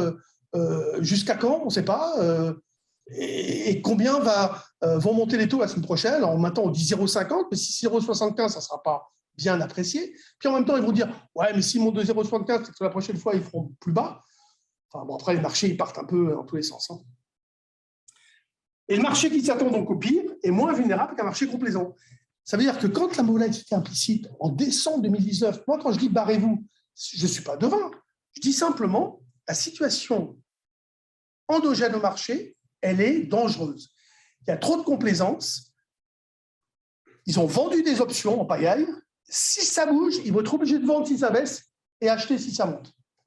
Vous voyez en fait que c'est une contrainte qui va venir faire vendre les gens ou acheter les gens. Et cette contrainte, vous savez, elle est gérée par des algorithmes. Il n'y a pas d'état d'âme. Et c'est pour ça que les marchés sont violents. C'est pour ça que les marchés, parfois, sont outranciers dans leur truc. Tu dis, mais c'est pas possible, c'est excessif. Oui, mais c'est fait par des machines. Donc, si vous voulez, ça va très vite, parce que tous les systèmes tournent sur les mêmes principes, surtout lorsqu'il s'agit de protéger des options vendues. Et comme les options, en 10 ans, 15 ans, ont explosé, et quand je vous dis explosé, c'est dans le monde, c'est gigantesque. Si vous regardez sur Internet, je suis sûr que si l'importance des options, vous allez voir, il y avait un fonds japonais en 2019, ils avaient des positions, ils en parlaient quand ils ont découvert les montants qu'ils avaient achetés, c'était sur des positions options, c'est-à-dire que tu peux les perdre entièrement, parce que tu as des délais, tu as des échéances. Ils avaient des positions en centaines de 300, 400, 500 millions de dollars. Le fonds, sur les options. Quand tu sais que derrière, tu as des effets de levier potentiels de 10, ouais, ça fait du bruit. Hein. Et c'était un fonds, un seul fonds. Il y en a d'autres. Donc, moi, si vous voulez, je vous parle de ça parce que je veux attirer votre attention sur ce qui fera votre différence plus tard quand vous allez étudier ça. Vous penserez à cette soirée et vous direz, ah ouais, c'est ça qu'il avait dit que c'est important, la volatilité implicite. Alors, je n'ai pas tout compris. Hein. C'est pas grave. Le but du jeu, c'est de se dire, ouais, le jour où je vais en entendre parler, là, c'est pareil, je vais être hyper attentif parce que c'est super important. Donc, en gros, c'est quid de la volatilité implicite. Ça veut dire qu'il y a une grande méfiance ou il y a une complaisance. Entre 11 et 15, nous sommes dans une certaine normalité. J'ai mis certaine normalité, parce que, encore une fois, d'où on vient. Moi, je suis capable de vous dire, avec mon vécu, ça ne fait pas de moi un grand trader, ça fait de moi un vieux. Pas pareil. Quand il y a eu les attentats de Londres, je me souviens très bien, nous étions à 13 de vol le matin. Les attentats de Londres, c'est en fin de matinée, je crois. Donc, quand il y a eu les bombes qui ont explosé dans le métro, etc. C'était pareil pour les attentats de Madrid. On est passé de 13 à 22 de vol, et le soir, on est revenu à 14 de vol. 13-14. Mais au moment de l'impact, où il y avait du stress, on s'est dit peut-être ça va exploser ailleurs plus tard, et on était monté à 22. Mais ça, voilà, c'est mon vécu, c'est rien d'autre. Au-delà de 20, comme ce qu'on a eu depuis des mois, là, elle est très forte, et surtout, elle l'a été là, ces derniers temps dans la durée. On est resté longtemps à 20, 22, 25 de vol. Là, tu te dis, mais il ne peut pas baisser le marché. À toute chose égale par ailleurs. Sous 10, là, c'est 2019, décembre 2019. Là, quand j'ai vu la volatilité implicite tomber sous 10, genre 9,80, 10, je me suis dit, là, il y a un problème. Là, il y a un problème. Et quand je dis barrez-vous, je peux vous dire que ça fait du bruit parce que derrière, tout le monde rigole. Sur le marché, il ne bouge pas. Et j'avais dit, vous avez 3 mois pour sortir. La première fois que j'ai dit, c'est en novembre. Et j'ai dit, novembre, décembre, barrez-vous. Voilà. Et j'avais donné 3 mois. Donc, c'était décembre, janvier, février. Vous avez vu quand est-ce que les marchés se sont cassés la figure? À partir de là. Donc, sous 10, on commence à s'approcher vraiment de la complaisance. Surtout si elle reste longtemps à ce niveau, parce que ça veut dire qu'ils vendent beaucoup. Ça veut dire qu'ils ne savent pas quoi faire. Ils n'ont plus d'idée d'investissement. Donc, ils vendent de la vol. Ils vendent. en espérant faire de l'argent. Le niveau de volatilité implicite, à savoir ce qu'on redoute pour la suite des événements, nous donne de grosses indications contextuelles. Ce que je viens de vous dire, c'est vraiment, si vous savez lire la vol, c'est génial. Donc, un trader, ce n'est pas un devin, c'est quelqu'un qui exploite des choses qui participent à la construction des marchés. Et l'intérêt, si vous voulez, qu'à un moment donné, c'est que ces phénomènes de construction, donc par exemple l'arbitrage, ce qu'on vient de voir un peu entre les dérivés et les options, amènent de grosses contraintes. Il faut absolument les comprendre pour bien comprendre les impacts potentiels. On arrive parfois à ce genre de réflexion, ce que je disais tout à l'heure, qu'est-ce qui remue l'eau du bocal? Souvent, c'est ce que je dis, parce que le bocal, il est posé, il est fermé. Et pourquoi l'eau bouge à l'intérieur? Souvent, le marché bouge, mais il n'y a aucune raison. Donc, qu'est-ce qui le fait bouger? Les phénomènes de construction. Et c'est la queue qui remue le chien, parce que justement, ces phénomènes de construction fait que, comme ça baisse, je vends, ça n'a rien à voir avec la valeur fondamentale des choses. De toute façon, qu'est-ce qui fait qu'un prix bouge autant? Vous voyez bien qu'aujourd'hui, quand vous regardez la bourse, le matin, on peut être à -2 et le soir à +2. C'est quoi ce bordel? Et le lendemain, à l'inverse. Il faut bien qu'il y ait quelque chose qui fasse bouger les prix. Phénomène de construction. Ce n'est pas toujours, en tout cas j'attire votre attention, sur le fait que ce n'est pas toujours, et ce n'est pas souvent même, des phénomènes fondamentaux qui s'expliquent. Quand vous voyez les gens passer sur des télés, expliquer que c'est à cause de ci, de cela, bon, ça me fait rigoler, parce que comme je suis en direct sur le marché, à un moment donné, ce matin, il me dit, oui, ce qui a fait remonter les marchés, c'est je ne sais plus quoi. Et ce qui est très drôle, c'est quand la news est sortie, le marché n'a pas bougé. C'est 2 heures après que c'est monté. Donc, c'est pas, lui, il voit la fin. Et au moment de la news, ça n'a rien fait. Tout le monde s'en fout. Et derrière, on t'a expliqué que cette news avait fait monter les marchés. Quand il y a 2 heures d'écart, je peux vous dire que ce n'est pas du tout ça. Alors, Jean-Louis, on est arrivé un petit peu à la fin. Oui, j'arrive, je finis vite. Je te laisse conclure. Oui. Je propose que s'il y en a qui ont des questions, qui commencent à les écrire, ouais. Entre autres, donc profitez-en pour les écrire et je pourrais les synthétiser et je te laisse finir. Alors, je vais essayer d'aller vite. Hein. Ça va vous capter? Alors, les phénomènes sensibles de construction de marché, les arbitrages, notamment la gestion des risques des options vendues par le market maker. Cette gestion amplifie les mouvements du marché et amène d'éventuelles contraintes gérées par des algorithmes sans état d'âme. Grossièrement, l'algorithme achète quand le marché monte et vend quand le marché baisse. Conclusion, ce sont des amplificateurs de mouvements. C'est ce qui explique ces mouvements que vous observez. C'est ça qui les explique en grande partie. Évidemment, dessus vient de se greffer de la spéculation. Parce que, est-ce que vous iriez spéculer sur un truc qui ne bouge pas? Non. Donc, comme vous voyez ça, vous allez spéculer et vous allez alimenter l'algo. Vous allez alimenter le système en y participant. On l'alimente. Là, ici, je vous ai mis un tableau. Pareil, vous pourrez faire arrêter votre écran. C'est les options, par exemple, qui sont actuellement sur janvier 2023, avec les strikes, les prix et les volatilités implicites. Donc, vous voyez, en général, quand le marché se casse la figure vers 6 000, aujourd'hui, on dit que si le marché va à 6 000 demain, enfin dans quelques jours, la volatilité implicite sera à 23,45. À l'instant T, elle est à 16,49 à peu près. Vous voyez ? Donc, en gros, quand ça se casse la figure, le stress monte, la volatilité implicite augmente. Quand le marché monte, si on va à 7 000, par exemple, aujourd'hui, on price que la volatilité implicite passera de 16 à 14,17. Ça, c'est ce qu'on price aujourd'hui. Mais on sait que ça ne sera pas forcément la réalité. Mais c'est ce qu'on price. Et après, il y a des trucs très intéressants à faire. C'est le travail du market maker qui price des options. C'est 1 mois, c'est facile, mais à 2 mois, 3 mois, 1 an, 10 ans, ça, c'est beaucoup plus compliqué parce qu'il y a plein de paramètres à prendre en considération. Les taux d'intérêt qui font, évidemment, qui peuvent monter, baisser, etc. Enfin, il y a beaucoup de facteurs à prendre en considération. Apprendre, si vous voulez, à pricer des options, à être market maker, c'est vraiment passionnant. Je vous dis, c'est passionnant. Donc, pour devenir un bon trader, intéressez-vous à tous les aspects des marchés, du back-office au front-office et à leur liaison.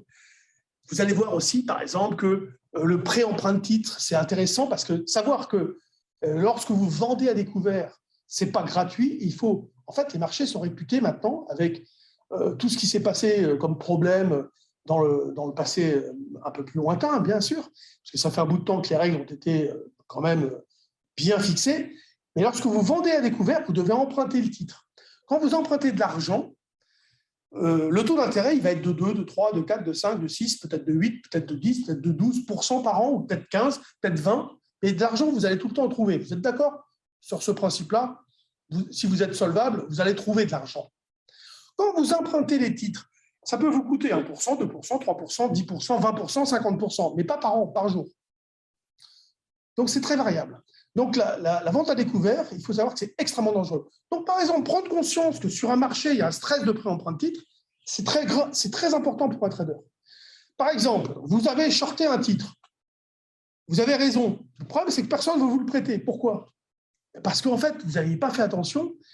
Il y a une assemblée générale dans un mois et tous ceux qui veulent voter, qui veulent participer à l'assemblée, ils ne vous prêteront pas le titre. Donc, si vous ne prêtez pas le titre, vous allez dire, s'il vous plaît, vous me prêtez le titre? Non. Je vous donne temps? Non. Je vous donne temps? Non. Donc, il y a un marché qui est assez opaque, qui s'appelle le marché du pré-emprunt, où on discute de ça, et ça peut coûter très cher. Voilà. C'est, si vous voulez, une explication du fait que je milite, moi, pour que vous compreniez tous ces aspects.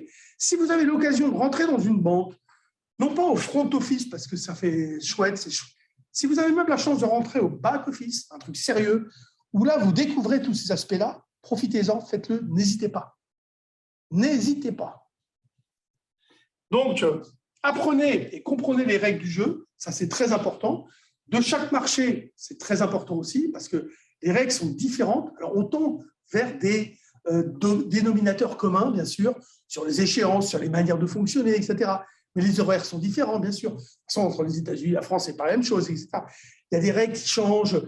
Par exemple, les livraisons peuvent être physiques. Les livraisons peuvent être ce qu'on appelle cash settlement, c'est-à-dire que c'est des échanges d'argent, etc. Donc, voilà, il y a beaucoup de règles du jeu qu'il faut apprendre.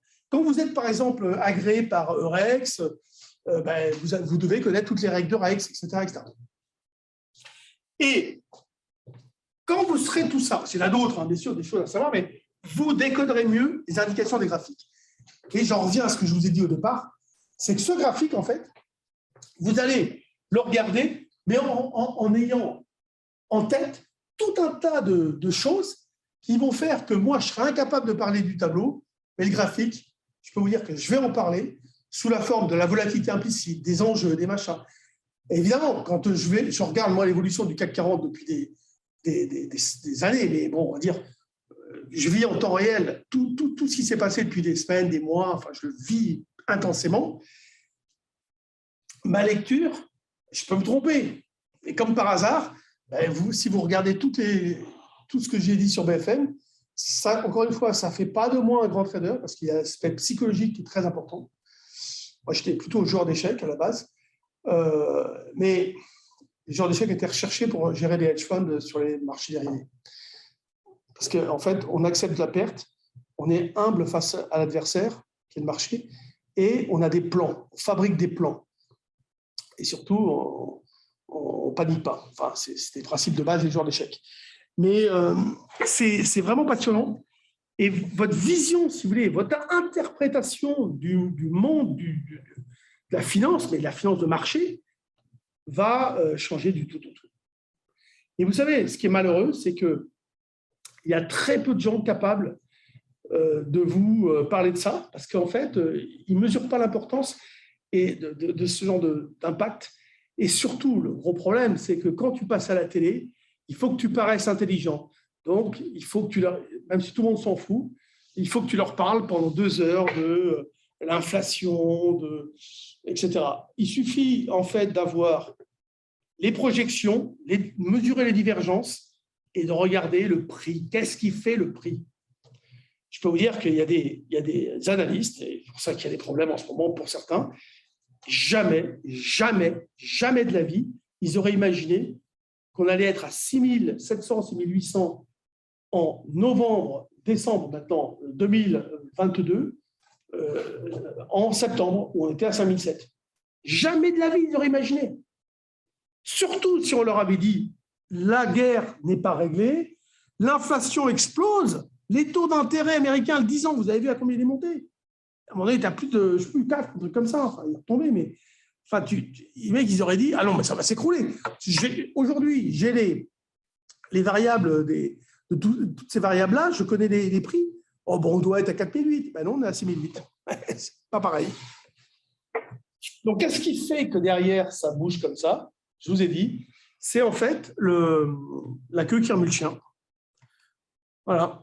Eh ben, merci beaucoup. Tu as des questions? On peut la dire. Ah, avait une question, c'est il y a beaucoup de jeunes qui nous ont suivis, des jeunes étudiants, certains qui s'intéressent au trading. On connaissait les traders, moi je suis trader à la Deutsche Bank il y a longtemps, mais aujourd'hui ce métier n'existe quasiment plus. J'ai pu comprendre qu'il y a de moins en moins de traders dans les banques, oui. Mais il n'y a jamais eu autant de traders individuels ou algo ou à leur propre. En fait, dans les banques, c'est les comptes. Voilà, ou sur d'autres zones ou des individuels. Quel serait ton conseil pour un jeune qui serait intéressé pour travailler dans ce métier?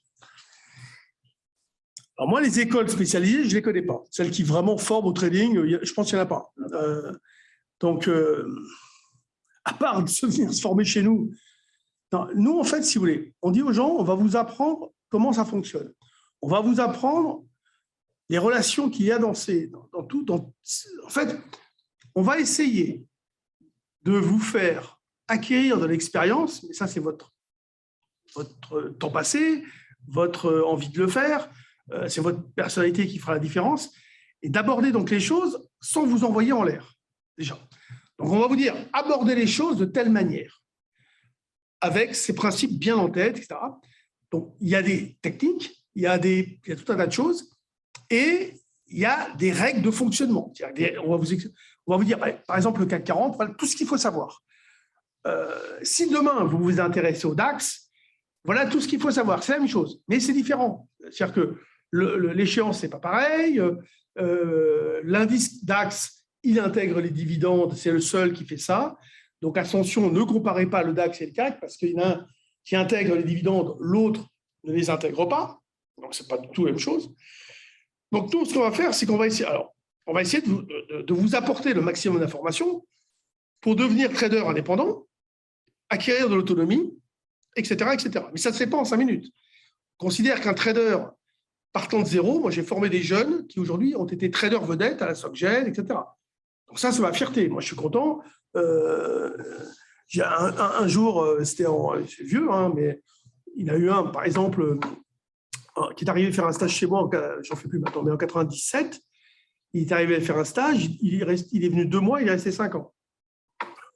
Il s'est passionné, il s'est mis à fond, il faisait des études plus ou moins en parallèle, et à la fin, il est devenu trader, vraiment, hein, le meilleur trader de la SocGen, sur le Forex. Au début, il a commencé doucement et tout, mais très vite, les gens lui disent, mais t'es pas junior, c'est pas possible. Évidemment, il avait travaillé avec nous et on était les plus gros opérateurs sur le marché à l'époque, enfin français. Hein. On était un groupe avec des markets, avec des NIP et tout ça, des anciens NIP qui étaient devenus NCP. Donc, il a travaillé avec des gens comme ça, avec moi, et on était des fous furieux sur les marchés à l'époque. On était jeunes et on envoyait du lourd. Et ça, c'est passionnant. Mais le problème, c'est qu'il faut beaucoup d'expérience. Donc, on va dire qu'en 1 an de temps, on arrive à prendre beaucoup de plaisir. Et le plaisir, on le prend à partir du moment où on mesure les choses, où on a compris qu'il fallait, si vous voulez, diminuer le hasard. Ce que vous allez ressentir au début, quand vous ne savez pas comment tout ça fonctionne et quand vous ne savez pas utiliser les différents produits, c'est que vous allez avoir ce sentiment de dire, vous allez vous dire, putain, mais c'est pas possible, j'achète, ça baisse, je vends, ça monte, je ne comprends rien et tout ça.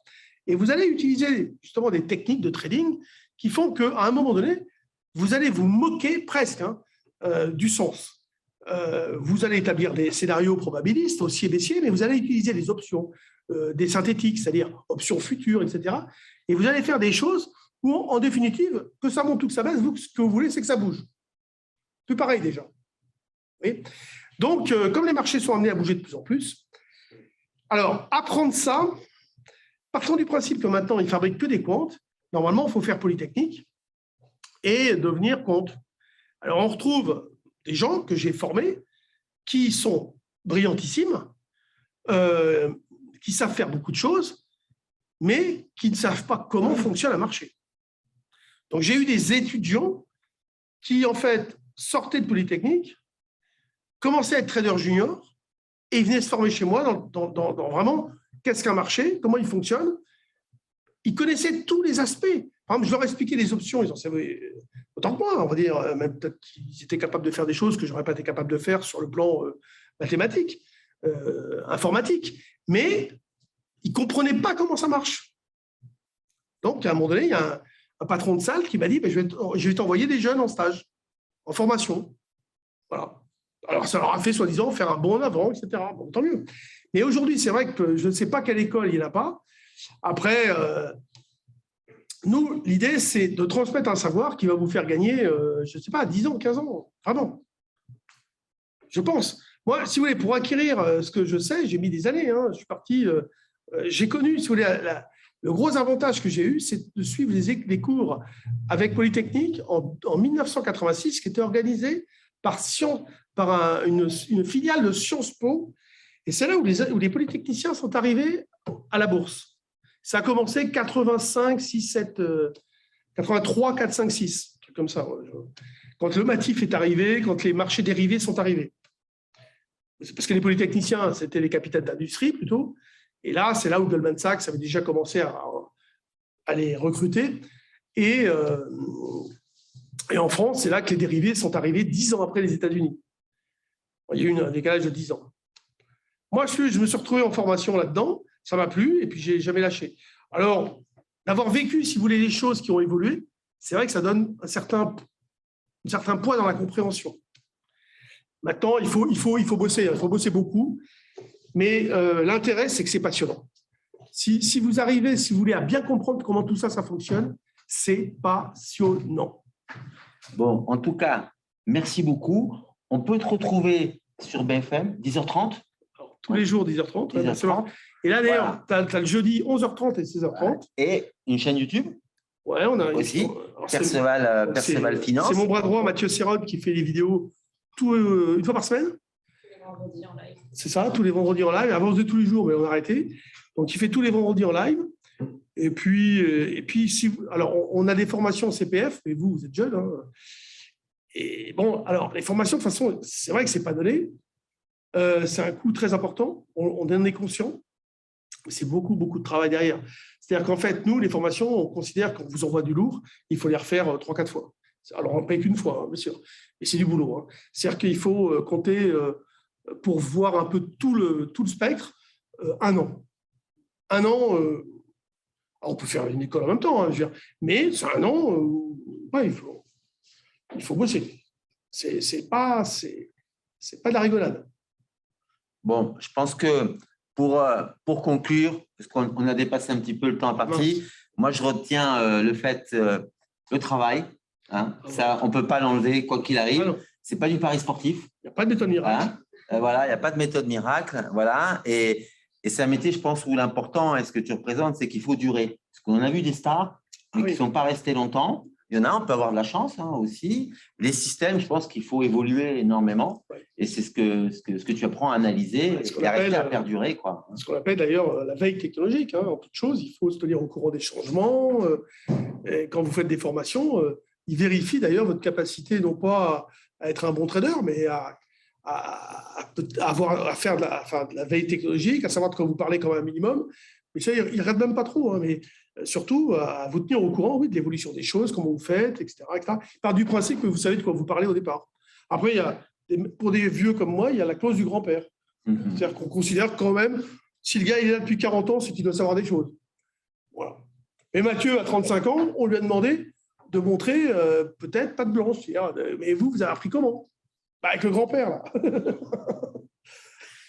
Jean-Louis, merci beaucoup d'avoir partagé avec nos étudiants de Financia. Et peut-être, tu as fait le campus de Bordeaux, peut-être le campus de Paris bientôt. On a l'occasion de te croiser là-bas, de toute façon. Et voilà. Merci beaucoup. Bonsoir à tous. Merci. Au revoir. Allez, travaillez bien. Hein.